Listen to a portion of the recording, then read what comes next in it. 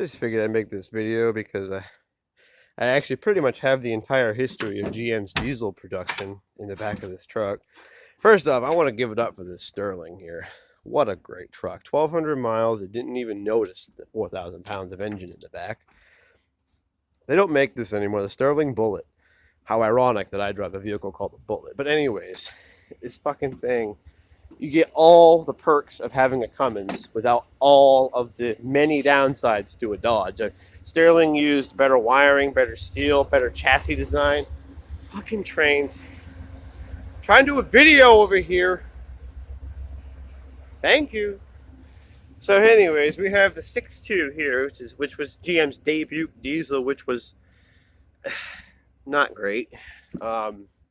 Snappy diesel, a very high compression diesel. It probably ran 21-to-1 compression ratio, which is it's on the low high end for diesels. Normally you see up to 24 to 26-to-1 on some of the bigger, more heavy duty engines. This Duramax actually runs 23 or 24, I can't remember. But anyway, 6.2 over square diesel. That was kind of the biggest complaint.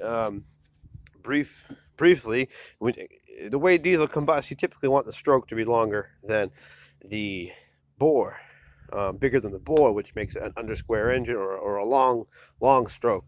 But these are over square, which means that the bore is bigger than the stroke, which is typically a gas job thing because it's a faster burning fuel. It's a more rapid cycle. But nope, they made an barely over square engine for diesel fuel, and it was okay. They did it for throttle response, and it worked because you can actually run damn near anything through these. And if you drink enough energy drinks, you could probably piss in it and it would run. And then here you have the first generation of the 6.5 diesel, which was GM's trying to make this less of a turd, but all they did was they produced a more fuel efficient turd. They lowered the compression ratio to like 14-to-1, which was ridiculous, and put this weak ass set of head gaskets and head studs on it, so you really couldn't upgrade it much. So you really were just kind of stuck with this slow chugger of an engine. And don't get me wrong, you can't overweight these. As long as you're within DOT's GVW specs, the 6.5 will pull it. It's just not going anywhere very quickly while you do it.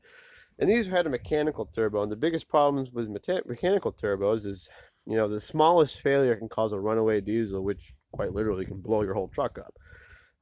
Runaway diesel is just, is beyond wide open throttle. It's over revving, is usually caused by oil getting into the combustion chamber and further driving the fuel pump, and even turning the key off doesn't stop it. So that was another annoying problem that they had. Stupid intake. This here is the second series, which is upside down, but these are all cores. They're getting rebuilt from the ground up, so don't worry about the condition of these. They're not going to have clutch fans. They're going to have electric fans, because why would you have a clutch fan in 2020? But the only real difference was, aside from a slightly improved injection pump, the only real difference was the turbo. It was electric over vacuum, and didn't run away as much. It was the better system. A lot of people will tell you otherwise because they don't know how to fix electric over turbo actuated, electric over vacuum actuated turbos. So rather than learn, they just crap on it. And it's just like the people who think square body trucks are better than modern trucks, which is the absolutely most asinine thing you could possibly say. But there's nothing about a square body truck that is going to outperform anything modern.